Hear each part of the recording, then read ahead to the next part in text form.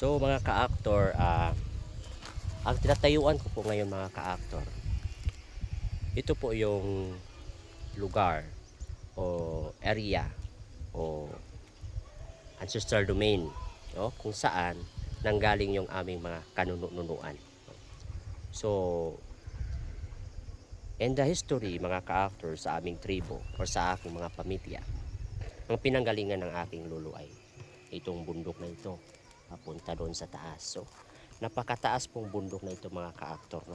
So, ito po yung tinatawag na bundok ng Kumong Tobanog. So, kasi yun talaga yung nakalagay sa sa papel, sa mga papilis, no? So, Kumong Tobanog Mountain. So, mga ka-actor, ilang taon na rin na kiniklaim ito ng aking auntie. Oh, kasi yung auntie ko as natawag na rin natin na bai o kaya baylan o kaya mga IP women leader, no? IP women leader. So siya talaga yung nakipag sa palaran o kaya yung lumaban para itong lupa na ito ay maibalik sa aming pamilya.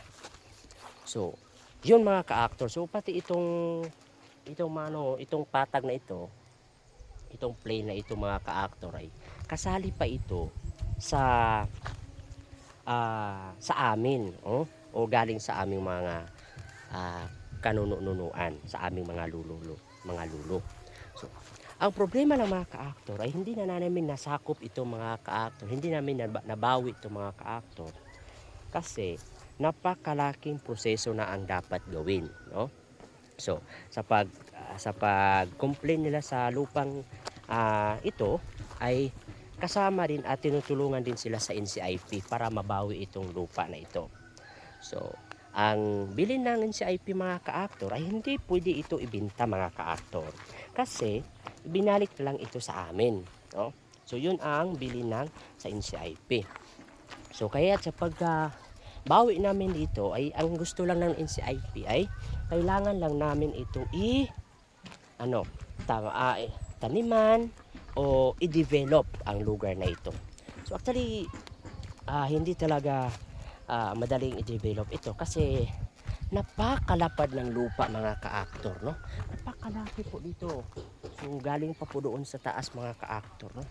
So mas mabuti na nga hindi na sila doon nakatira sa taas kundi dyan na lang sa baba nakatira.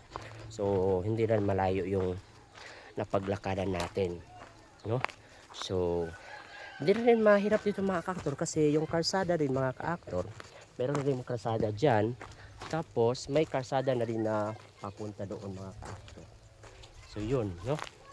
So yun lang muna mga ka-actor kasi malapit tayo sa komunidad nito mga ka-actor. At saka papunta tayo ng ngayon kasi meron tayong